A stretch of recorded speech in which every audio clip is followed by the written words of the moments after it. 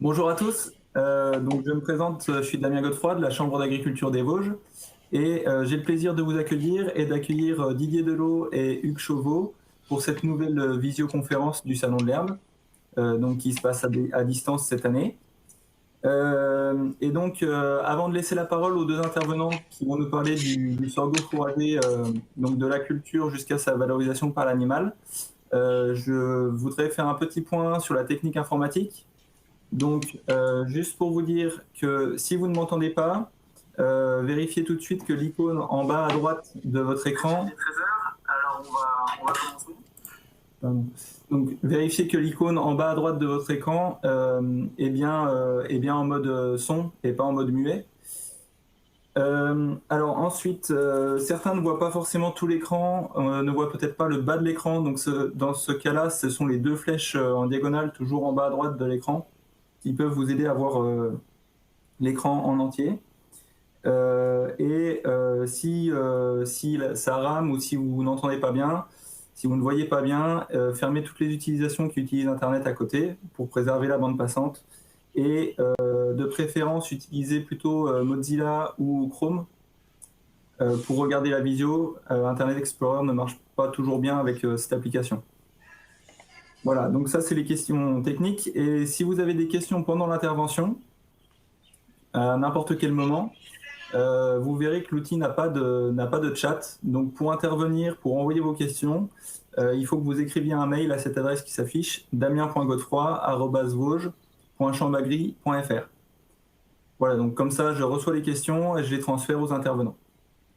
Voilà, j'en ai fini pour les points techniques et je laisse la parole donc à Didier Delot et Hugues Chauveau qui vont nous présenter tout ce qu'il faut savoir sur le sorgho.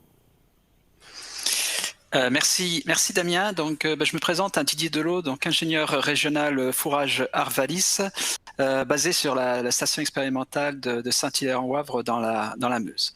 Donc le programme de ce webinaire, c'est déjà de faire un peu le point sur le contexte, pourquoi on parle de sorgho, et d'apporter des éclaircissements autour de la classification des sorghos. On verra que la typologie des sorghos est relativement importante et donc il est important d'avoir bien en tête cette classification.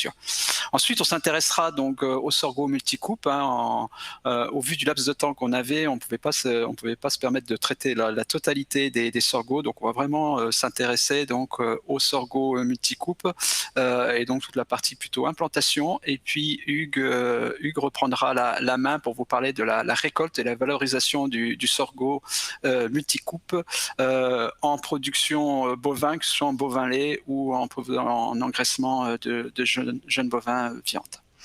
Donc voilà, donc comme l'a indiqué Damien, pour toutes vos questions et pour des remarques, n'hésitez pas donc à le contacter par mail et il nous transmettra les demandes. Alors si on fait un petit point de contexte, ce que je vais vous présenter, ça ne va pas forcément beaucoup vous étonner, mais voilà, on est caractérisé par un déficit hydrique qui a tendance quand même à augmenter notamment voilà, quand on est sur la grande façade est de la France, sud-est et puis également un peu sur le sud-ouest, où on voit que en termes d'évolution donc du déficit hydrique, on a une évolution du déficit hydrique donc entre la période du 1er juin et du 15 septembre qui est assez marquée et qui a tendance à augmenter. Puisque quand on regarde ici, voilà différentes villes qui ont été indiquées, on a Metz, on a Colmar, on a Lyon, on a Dijon, et on a donc une évolution du déficit hydrique qui augmente par an de l'ordre de 1 mm à 3,5 mm par an quand on est à Lyon. Donc ce qui veut dire qu'effectivement on a une vraie problématique de déficit hydrique dans une période en période estivale et qu'on a aujourd'hui des problématiques à répondre en termes de disponibilité de fourrage sur ces périodes-là, et donc il est tout à fait évident qu'on soit à la recherche de cultures qui soient bien adaptées, et le cas du sorgho semblerait être une espèce qui soit adaptée à ces aspects de sécheresse estivale et de déficit hydrique. Alors le sorgho, voilà, vous le savez tous, c'est une graminée qui est originaire du Sahel, qui est capable de pousser avec des températures relativement élevées, à 40 degrés, le sorgho continue à pousser, quand le maïs, lui, à au-dessus de 30 degrés, a plus la capacité justement de continuer à pousser. commencer. On a également donc des besoins en eau qui sont relativement faibles. Alors, les besoins en eau sont relativement faibles, mais en plus, le sorgho il a une forte capacité à extraire l'eau du sol grâce à un système racinaire qui est relativement dense et qui est en capacité de descendre en profondeur. C'est également une plante qui va produire de la biomasse de façon relativement importante sur une durée, sur un laps de temps relativement court. On y reviendra. Et puis c'est aussi une plante pour laquelle la valorisation peut être une valorisation fourragère, mais on verra qu'également on a la possibilité de l'utiliser, de la valoriser pour d'autres alternatives. Donc si on essaye un peu d'y voir clair au niveau des sorghos, il existe vraiment une très très grande diversité de variétés au sein de la famille des sorghos. Et la première façon de les classer, ça serait de les classer en fonction du nombre de coupes. On a des sorghos qui vont être récoltés en une seule fois, ce sont les sorghos qu'on appelle les sorghos monocoupes. Qui vont avoir besoin en gros de 100 à 140 jours de végétation pour aller au bout de leur cycle. Et puis on a des variétés qui sont des variétés qui vont être récoltées plusieurs fois, c'est pour ça qu'on va les appeler les variétés multicoupes, et elles qui vont avoir besoin de 45 à 60 jours après le semis pour pouvoir être exploitées une première fois, et on pourra revenir réaliser d'autres coupes sur ce type de variété. Si on revient donc sur le sorgho monocoupe, là ce qui va nous intéresser c'est le mode de récolte. Est-ce qu'on va être plutôt sur une récolte grain ou plutôt sur une récolte fourrage? Quand on est sur une récolte grain, la destination principale, le débouché principal, c'est l'alimentation animale pour des bovins, pour des porcins, pour des volailles, mais également pour l'alimentation humaine. Et c'est un usage qui a tendance à assez largement progressé. Derrière, le sorgho a un certain nombre de vertus, des richesses en vitamines, richesses en antioxydants, une assez bonne digestibilité et puis également donc une absence de gluten, donc voilà, qui en font un aliment relativement intéressant. Et voilà, ça on va retrouver plutôt cette valorisation plutôt dans des systèmes plutôt orientés céréales. Ensuite, donc, on a un mode de récolte plutôt orienté fourrage. Et donc là, on va retrouver trois classes d'usages qui vont être réparties en fonction de leur valeur énergétique. Avec en tête les sorghos dits en silage, qui ont une très très bonne valeur énergétique. On peut être sur des valeurs qui se rapprochent de 0,9 UFL et qui vont être destinés à des animaux à haut potentiel. On peut penser à des vaches laitières, on peut penser à des jeunes bovins. Ensuite, on a une valeur intermédiaire en termes énergétiques pour les variétés de sorgho fourrage double usage. Valeur énergétique qui va se situer entre 0,9 et 0,07 UFL, qu'on va pouvoir valoriser en ensilage pour des animaux avec des besoins peut-être un peu moindres que ceux qu'on a cités auparavant, mais ça peut être également un usage industriel et donc plutôt destiné à ce moment-là à faire de la méthanisation.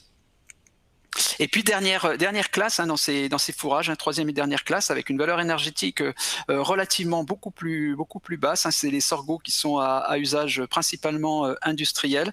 C'est des sorghos qui sont riches en fibres, qui vont être assez peu digestibles et qu'on va plutôt donc d'où leur nom réserver à un usage industriel. Et là, on peut penser à la méthanisation, on peut penser aux biomatériaux, aux bioressources. C'est également des sorghos qu'on appelle les sorghos papetiers ou les sorghos biomasse.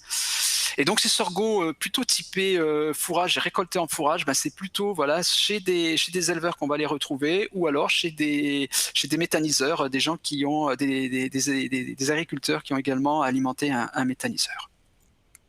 Et puis dernière famille, hein, c'est les sorgho multicoupes, hein, donc ceux qui vont nous intéresser aujourd'hui, qui sont plutôt récoltés en fourrage, donc soit pour alimenter des animaux, donc on reverra un peu ces différentes formes de récolte, hein. On verra qu'on peut les valoriser en ensilage, en enrubanage, au pâturage. Ça peut être également des couverts d'interculture, ou ça peut être également une source d'éléments pour la méthanisation. Et là encore, on va retrouver ça plutôt chez des éleveurs ou chez des méthaniseurs. Alors, comme pour d'autres cultures, hein, il existe pour les sorgho monocoupes et pour les sorgho multicoupes, hein, une grande diversité de caractères qui peuvent parfois se combiner en lien notamment avec la présence ou non de grains ou de panicules. Et donc derrière, c'est ces éléments-là qu'on va regarder. Premier type, hein, c'est les sorgho avec des panicules fertiles. Et donc à ce moment-là, on va se retrouver avec des sorgho et des panicules qui vont porter du gras. C'est donc des sorgho qui auront plutôt une teneur en amidon relativement élevée, qui vont se rapprocher un peu de celle d'un maïs. Ensuite, on a les sorgho dits MS, hein, ou mâles stériles. Ces sorgho vont toujours porter une panicule. Par contre, il n'y aura pas de pollen, et donc on aura une panicule qui sera stérile sans grain. Et puis le dernier type, hein, ce sont les sorgho dits PPS, hein, photopériode sensible. Leur caractéristique, hein, c'est que leur phase reproductrice ne peut avoir lieu en période de jours longs, et donc sous nos latitudes, ces sorgho ne vont pas épier et donc ne vont pas produire de grains. C'est souvent des sorgho un petit peu plus tardifs, et donc c'est des sorgho qui peuvent avoir une teneur en matière sèche au moment de la récolte qui peut être un petit peu plus faible. Et puis une dernière chose, hein, c'est la caractéristique gène BMR, hein, brown midrib, hein, en anglais donc nervure centrale brune. Ce gène BMR, hein, c'est une combinaison en fin de compte de plusieurs gènes, hein, qui vont diminuer la teneur en fibres végétales peu digestibles, et donc notamment la lignine, ce qui va permettre d'avoir une meilleure digestibilité de ces fibres, et en moyenne une valeur énergétique plutôt correcte. Par contre, voilà, il y a un certain nombre de précautions, hein, qui dit faible teneur en fibres ou moindre teneur en fibres, dit effectivement des sorgho qui sont peut-être un petit peu plus sensibles à la verse, et donc il faudra faire attention au moment du semis, notamment sur les densités, ou également faire attention au moment de la fertilisation azotée pour réduire ce risque de verse sur ces sorgho BMR.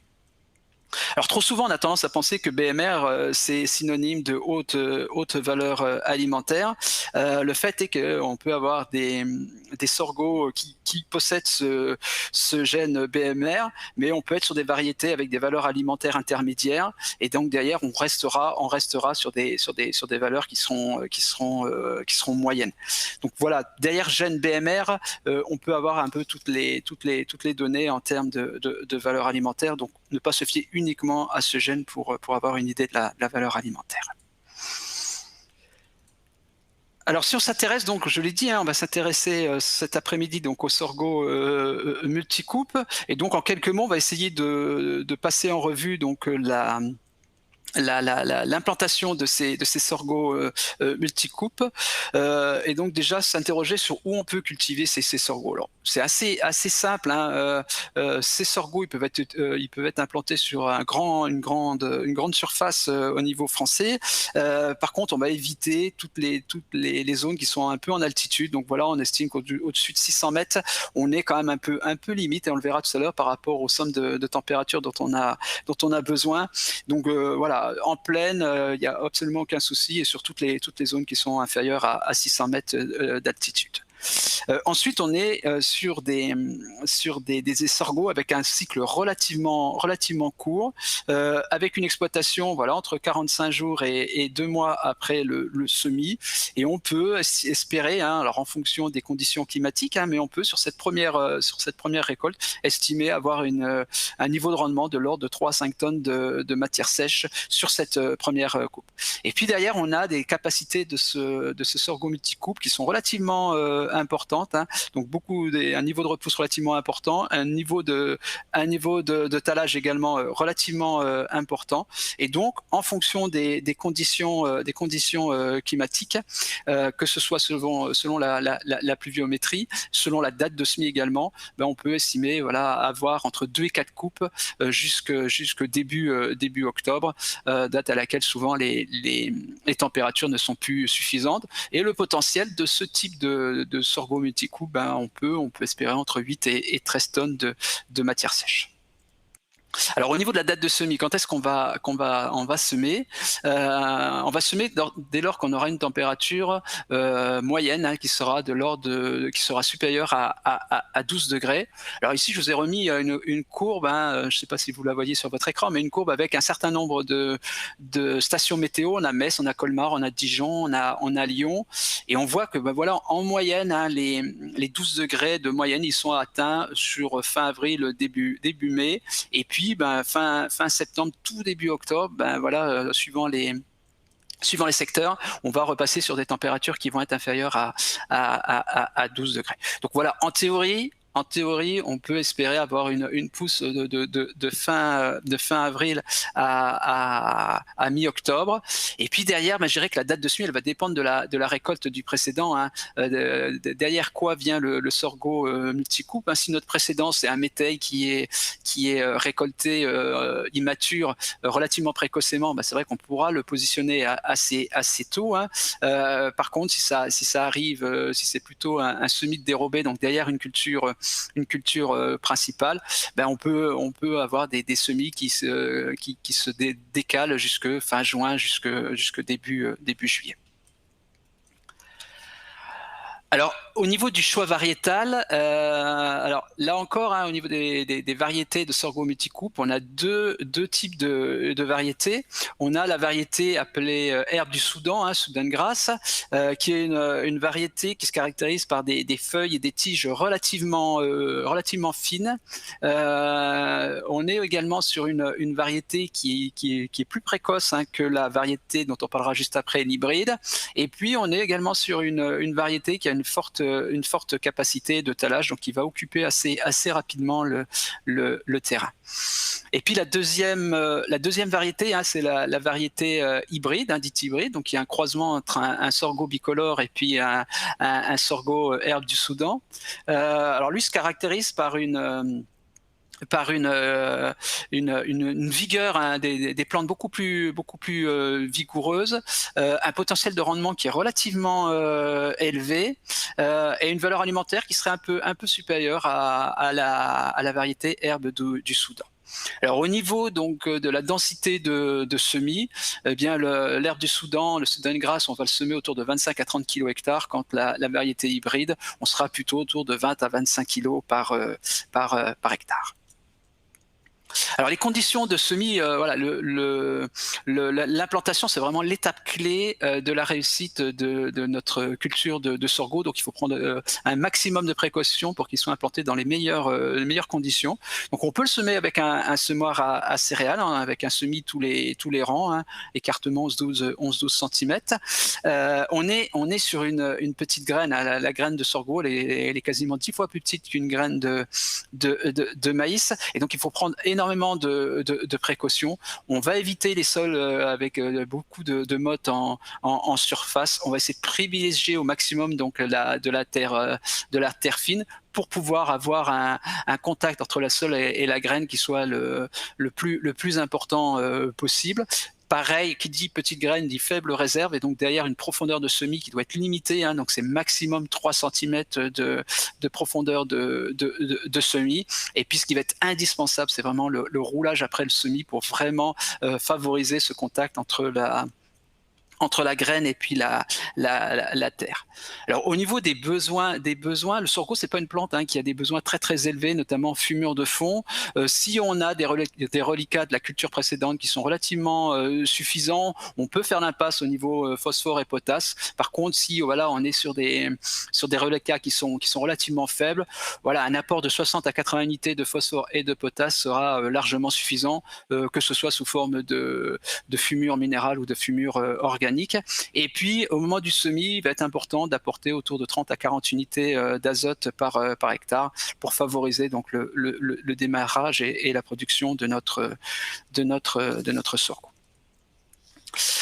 Le sorgho, c'est donc également une plante qui est vraiment, et le sorgho multicoupe, là, une plante sur laquelle les besoins en intrants chimiques sont relativement faibles.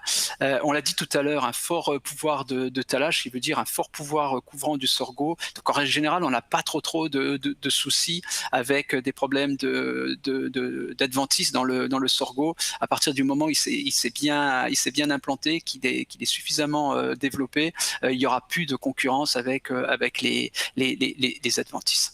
Alors, si néanmoins au démarrage on se retrouve avec des problèmes de salissement, on a un certain nombre d'herbicides qui sont disponibles. Ce sont en règle générale à peu près les mêmes que les sorgho monocoupes, mais tous les herbicides utilisables sur sorgho monocoupe ne sont pas forcément utilisables sur sorgho multicoupe. Donc attention également à faire attention aux produits qu'on va utiliser, sachant d'autant plus que voilà, le multicoupe il est quand même beaucoup plus sensible aux herbicides que le monocoupe.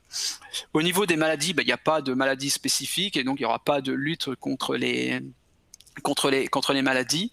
Et puis dernière chose, c'est les exigences en eau.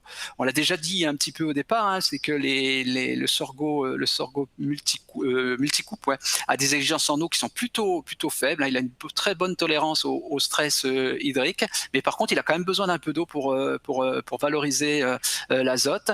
Il a un puissant système racinaire qui lui permet de descendre à 1m50, 1m60, 1m70 sans aucun souci. Et donc derrière aller puiser l'eau en profondeur, et donc à partir du moment où on a de l'eau, on peut envisager de faire des apports d'azote après chaque coupe, qui seront de l'ordre d'une trentaine d'unités d'azote à apporter après chaque coupe. Donc voilà ce que je voulais dire, et puis là je vais laisser la parole à mon collègue Hugues pour la suite de la présentation. Très bien. Alors on a quelques questions pendant que vous faites le transfert de diapos. Notamment donc sur les semis, tu parlais de date de semis, voilà, fin avril, début mai. Est-ce qu'il y a des risques par rapport aux gelées tardives sur la plante? Ah oui, non mais ça c'est le vrai souci. C'est pour ça qu'il faut pas trop vouloir semer trop tôt, parce que le sorgho il est vraiment très sensible aux températures fraîches, et donc des gelées effectivement il va pas supporter des gelées tardives. Et effectivement par exemple cette année on a eu des gelées encore jusqu'au 10-12 mai, donc des sorghos qui auraient été implantés par exemple fin avril, on prenait quand même un risque avec ces sorghos-là, et il y a eu des gelées de sorgho dans un certain nombre de secteurs liés à ces gelées tardives. Donc il faut pas trop vouloir être trop précoce. Quand sur du maïs on va être autour d'un 15 avril, il faut quasiment être entre 3 semaines et un mois plus tard pour un sorgho, pour éviter ces gelées tardives. D'accord. Et une dernière qui sort un tout petit peu du sujet, mais après je laisserai la parole à Hugues. Alors, ça sort un peu du sujet parce que ça concerne plus le sorgho monocoupe. Savoir s'il y avait des grosses différences en termes de fertilisation entre le multicoupe et le monocoupe. Alors on est à peu près sur des choses qui sont à peu près équivalentes. Par contre la date d'apport, effectivement on fera des apports un peu plus tardifs. On estime que il faut que le sorgho soit suffisamment développé, donc on est plutôt sur des apports à partir du stade 6 feuilles du sorgho, et on peut faire un seul apport si on est en sec.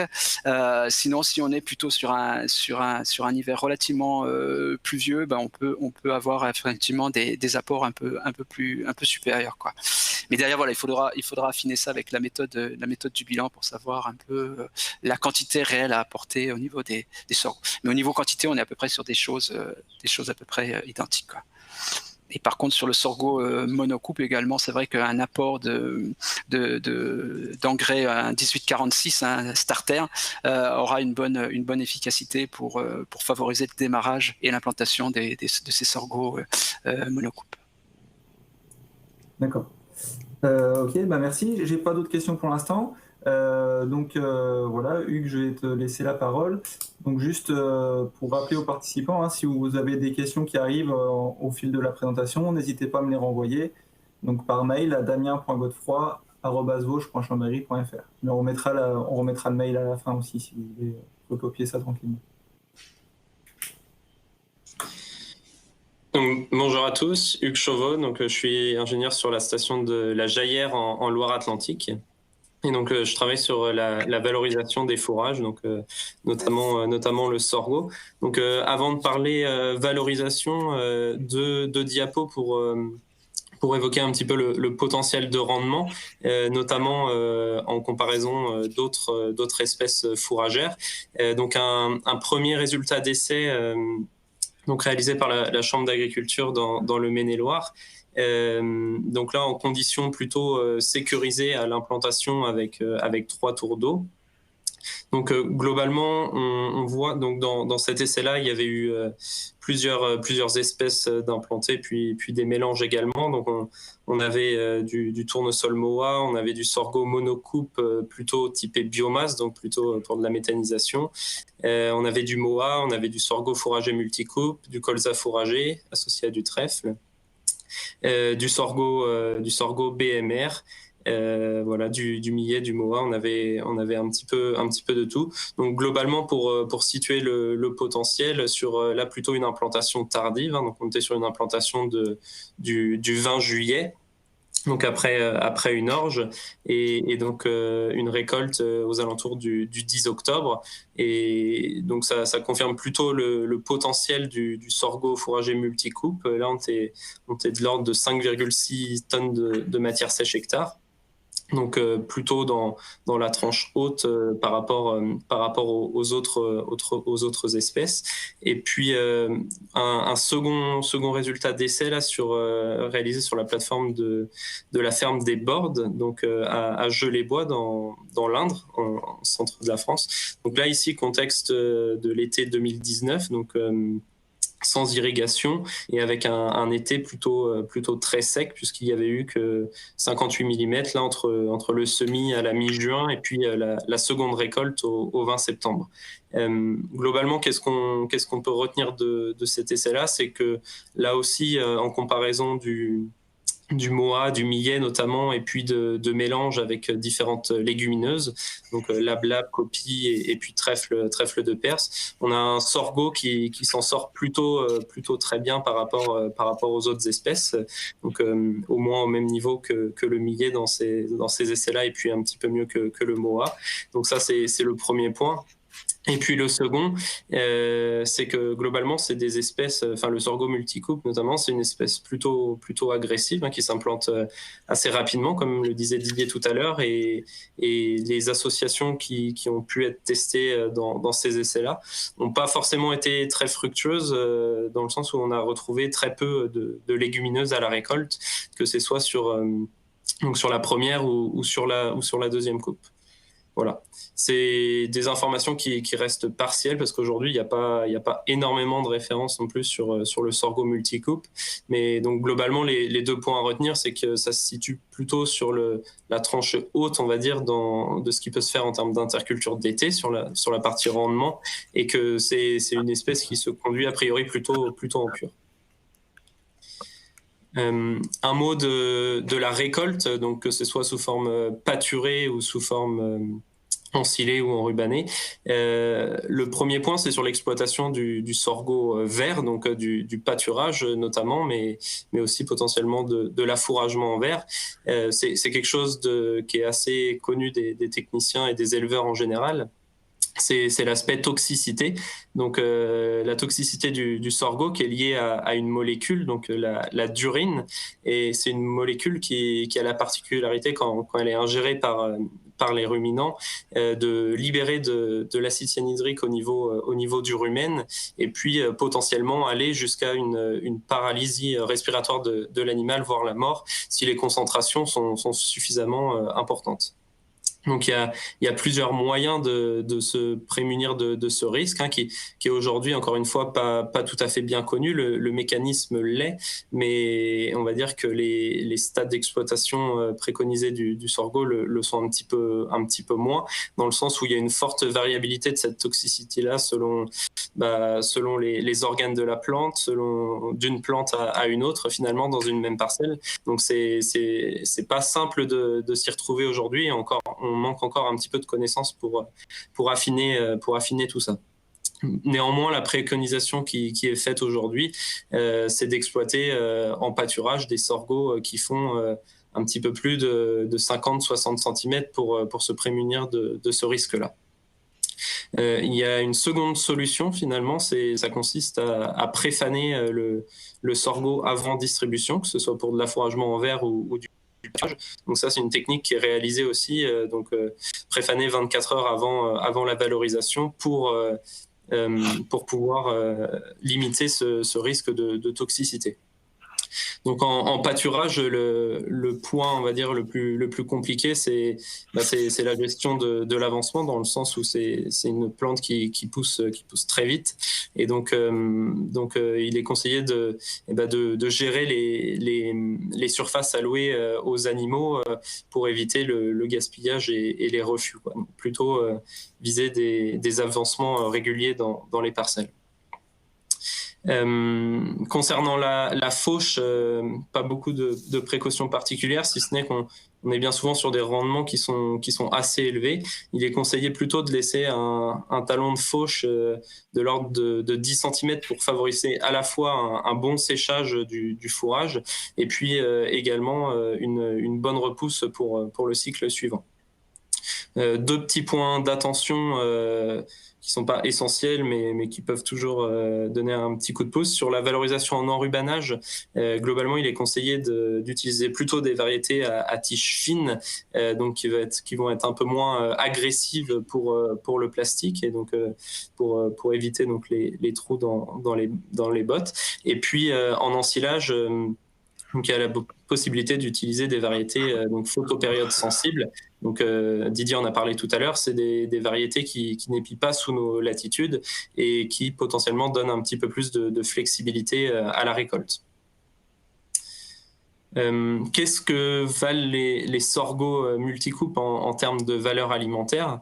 Donc on est bien moins élevé que les sorghos monocoupes dont a rapidement parlé Didier tout à l'heure, hein. Il a parlé notamment des sorghos monocoupes en silage qui ont des valeurs proches du maïs fourrage finalement. Sur le multicoupe, on est donc bien sûr la valeur est dépendante du stade de récolte. Et on est globalement sur des valeurs, si on prend les tables INRA, qui sont proches de celles de la fétuque élevée, donc à la fois en termes d'UF, d'énergie, les lignes que vous avez en rouge ici, et puis d'encombrement et d'azote également. C'est des espèces qui sont assez proches en termes de valeur alimentaire. Donc globalement, pour des exploitations en pâturage, on peut espérer des sorghos multicoupes aux alentours de 0,80 UFL par kilo de matière sèche. Dans la pratique, qu'est-ce qu'on retrouve dans la nature? Donc encore une fois, on a très peu de recul sur cette espèce et très peu de données. Là, sur ce graphique, ça compile un peu plus de 120 analyses, donc on a pu récupérer en laboratoire. Donc là, c'est des analyses qui ont été faites à chaque fois sur du sorgho en verre, sur des échantillons en verre, mais on retrouve donc bien sûr tout ce qui se fait dans la nature, donc des récoltes à tout stade possible. Qu'est-ce qu'on en ressort quand on distingue nos trois types un petit peu de sorgho qu'on retrouve, donc les BMR, les photopériodes sensibles, et puis les autres qui n'avaient pas de caractéristiques particulières? On retrouve sur la valeur UF plutôt un petit peu plus de valeur énergétique sur les BMR et les PPS, un petit peu moins sur les autres sorgho.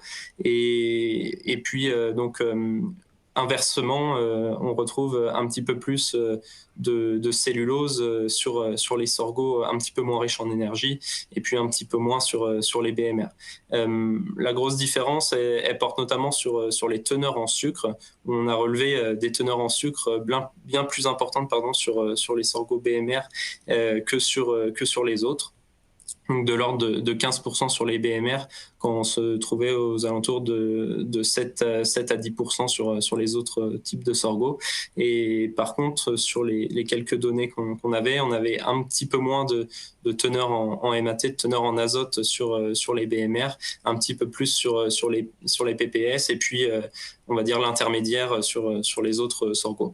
Encore une fois, ça reste un petit observatoire, hein, donc ça reflète pas forcément la réalité du terrain, mais on va dire que ça donne une idée de ce qu'on peut espérer et puis retrouver dans les exploitations. Avec à chaque fois des écarts types, vous l'avez vu, qui sont quand même importants et qui reflètent sûrement en partie les différents stades de récolte qui ont pu être pratiqués sur ces sorgho-là. Un dernier mot sur la valorisation des sorgho multicoupes. Donc, vous avez là dans le tableau un sorgho qui ferait autour de 60-65% de DMO, donc une récolte plutôt précoce. Et puis, on va dire quelques préconisations en termes de quantité à distribuer à différents types d'animaux, selon que le sorgho soit pâturé, ensilé, enrubanné ou fait en foin. Donc c'est pas des choses qui ont été, c'est plutôt à l'expertise, hein, c'est pas issu d'essais animaux, parce que là aussi il y a pas de référence sur le sorgho multicoupe, c'est plutôt des ordres de grandeur pour donner une idée de quelle quantité on peut incorporer dans les rations. Donc globalement sur les animaux les plus exigeants, donc là dans ce tableau-là des vaches laitières hautes productrices, on va être globalement assez limité en termes d'incorporation, parce que forcément même un sorgho multicoupe exploité précoce qui ferait 0,80 UFL, on n'est pas tout à fait sur les niveaux souhaités en termes d'équilibre de ration pour ce type d'animaux-là. Et donc, globalement, plus l'animal va avoir un potentiel élevé, moins on va pouvoir en incorporer dans les rations. Et donc, si on prend une vache laitière haute productrice, en pâturage, on peut imaginer en incorporer autour de 5 kg de matière sèche par jour, dès lors qu'on va être en ration plutôt conservée, des stades peut-être un petit peu plus avancés. Le sorgho multicoupe aura plutôt pour vocation de constituer le fourrage fibreux de la ration finalement, mais pas forcément. On va pas forcément miser sur ce fourrage-là pour aller chercher de la valeur alimentaire. Et puis même chose finalement, même idée avec des sorgho récoltés un petit peu plus tard, où on va maximiser le rendement, et donc globalement les conclusions sont les mêmes, avec des niveaux d'incorporation pour le coup qui seront encore plus faibles, et ce d'autant plus que le potentiel de l'animal est élevé. Donc voilà ce qu'on voulait vous présenter sur les sorgho multicoupes. Donc globalement, c'est une espèce sur laquelle on a aujourd'hui encore plus de questions que de réponses, hein, que ce soit sur la partie culture et puis la partie valeur alimentaire, valorisation. Néanmoins, donc, et n'hésitez pas à nous poser vos questions si vous avez des questions par rapport à ce qu'on vous a dit là. Et puis pour ceux qui seraient intéressés pour avoir un peu plus d'éléments, on avait aussi édité une brochure donc sur les sorgho, donc un multicoupe, monocoupe, donc en 2016, où vous pourrez retrouver à la fois des infos sur l'implantation, la conduite de culture, valeur alimentaire et valorisation des sorgho. Voilà, merci pour votre attention. Merci beaucoup. Alors juste avant de laisser la place aux questions, donc un remerciement à nos partenaires. Donc nos partenaires techniques, l'ensemble des chambres d'agriculture du Grand Est, l'Institut de l'élevage Arvalis et Optival, qui se sont accrochés au Salon de l'Herbe, et qui nous permettent de vous offrir des interventions de qualité cette année, malgré le contexte. Un merci à Profil Events qui a maintenu son événement et qui communique beaucoup autour de ces conférences. Et puis un merci à nos deux financeurs, donc Agence de l'eau Rameuse et Département des Vosges, qui nous permettent, en tant que Chambre d'agriculture, de vous proposer des interventions tout au long de l'année sur l'herbe et les prairies. Alors, donc n'hésitez pas aussi à nous envoyer vos questions, voilà, par mail à damien.godefroy@vosges.chambreagri.fr.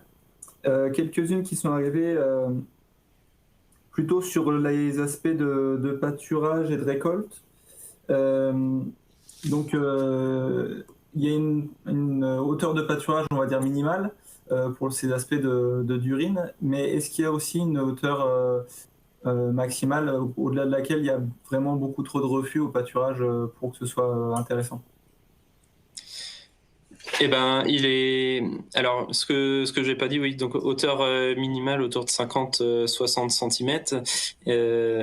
Ça me fait penser aussi que j'ai oublié de préciser qu'on évite de pâturer un sorgho multicoupe après des stress assez importants pour la plante, donc notamment juste après une période de gel par exemple, ou juste après une période de sécheresse très très importante pour le sorgho, donc pas juste après le retour des pluies.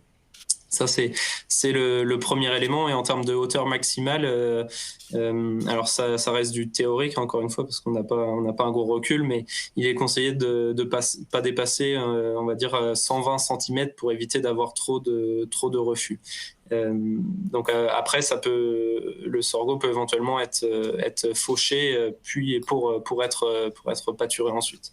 Mais la théorie, on va dire qu'elle est de l'ordre de 50-60 cm à 120. D'accord. Et est-ce qu'on a une idée du temps de retour au pâturage entre deux cycles? Sur une dérobée estivale, du coup, forcément, le temps de retour au pâturage, il est très variable des conditions météo. Didier, je ne sais pas si tu veux compléter ça en termes de variabilité, qu'est-ce qui a pu être recensé Non, mais je pense que oui. De toute façon, après, c'est un retour tous les 50-60 jours, pas plus, hein. Maxi. Mais effectivement, si on est sur une période où il n'y a pas du tout d'eau parce qu'on a dit tout à l'heure qu'il n'y avait pas forcément de besoins en eau très importants, mais néanmoins il en faut un peu quand même, quoi. Donc si on est sur une période très très sèche comme celle qu'on a pu avoir l'année dernière, ben, le sorgho il va stopper sa croissance. Alors il va pas mourir, il va stopper sa croissance, et dès qu'il y aura un retour de la pluviométrie, ben lui il va pouvoir redémarrer, quoi. Mais pendant ce laps de temps, effectivement, il n'aura pas poussé, donc il y aura rien à offrir aux animaux, quoi. Mais l'objectif, c'est toujours avoir des sorghos qui ont une hauteur minimum de 50-60 cm avant de les faire pâturer. Donc oui, on peut supposer qu'on est autour entre 1 mois et demi, je dirais, et puis 2 mois suivant les périodes, quoi. Ok.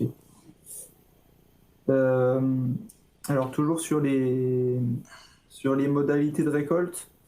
Quand on est en ensilage, quand on veut récolter en ensilage, tu parlais de laisser suffisamment de hauteur pour permettre un préfanage. Le préfanage, c'est une étape indispensable presque, ou c'est vraiment très dépendant de la situation et des fois on peut s'en passer? Très bonne question. Donc, forcément, ça va dépendre de la teneur en matière sèche sur pied, hein, du sorgho. Mais globalement, ça va être plutôt nécessaire dans la très grande majorité des cas, hein. Pour rappel, on vise quand même en ensilage, on va dire même tout fourrage confondu, des teneurs en matière sèche à la récolte de l'ordre de 27-28% minimum, un minimum du minimum pour assurer une bonne qualité de conservation et éviter trop de pertes par le process d'ensilage. Donc le préfanage sur le sorgho, il va être aussi essentiel dans la quasi-totalité des cas, oui. Okay. Et puis, alors du coup, toujours une question. Alors plutôt pour Didier, du coup, cette fois-ci, une question. Alors on l'a déjà un peu évoqué tout à l'heure, hein, mais de nouveau sur la fertilisation des sorgho en monocoupe.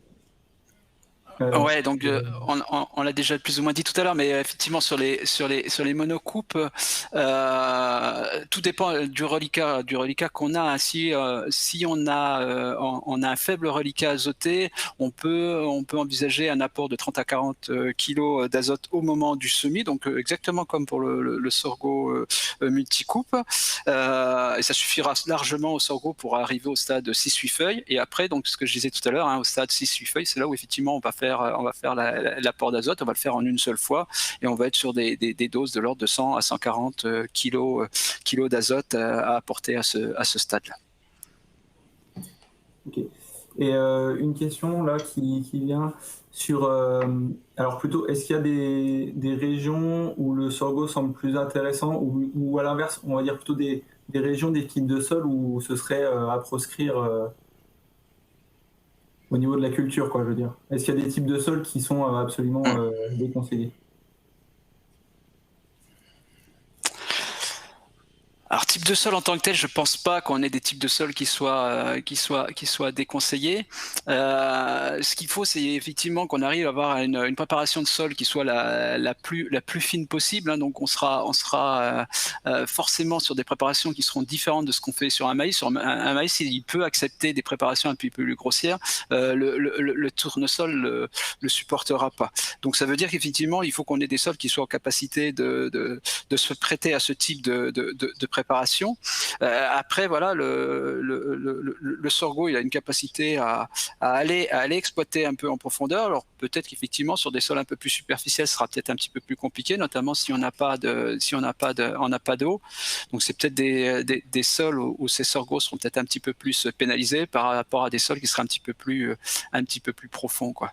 Mais voilà, la capacité du sorgho au vu de son système racinaire à descendre en profondeur fait qu'il sera forcément plus productif dans des sols un petit peu plus profonds que dans des sols très, très superficiels. Mais a priori, comme ça, il n'y a pas de sols en tant que tels qui sont à rejeter d'emblée, quoi.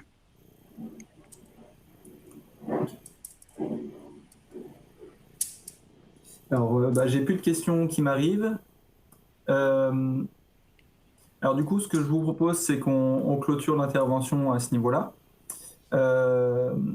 Donc, pour tous ceux qui nous regardent, sachez, si vous avez loupé un morceau de l'intervention, ou si vous manque le début, ou si vous avez loupé les interventions des derniers jours, tous les replays des interventions seront disponibles sur le site internet et sur la chaîne YouTube du Salon de l'Herbe. Donc, vous pouvez les retrouver là-haut sans problème. Donc, voilà, j'ai toujours plus de questions. Si jamais il y a des questions qui vous reviennent, n'hésitez pas à les renvoyer donc, soit à moi, soit directement aux intervenants sans souci. Je pense qu'il y a leurs adresses mail qui sont apparues dans le diaporama. Si ce n'est pas le cas, vous me renvoyez. Moi, je fais le transfert, ce n'est pas un problème. On vous répondra. Donc, merci beaucoup d'être resté jusque maintenant. Merci à Hugues et Didier pour leur participation. Je vous propose qu'on se retrouve. Alors, demain, c'est un peu particulier. Ce ne sera pas une visioconférence comme aujourd'hui. Ce sera une vidéo qui vous sera proposée sur la gestion du parasitisme au pâturage, qui est proposée par Elsa Guéguin de Synergie. Et puis, en termes de visioconférence, on a encore. On peut se retrouver mercredi de 13h à 14h avec une vidéoconférence sur la gestion du tarissement au pâturage. Voilà, c'est tout pour moi. Merci encore aux intervenants. Merci beaucoup. Et puis donc à demain pour une vidéo et à mercredi pour une visioconférence.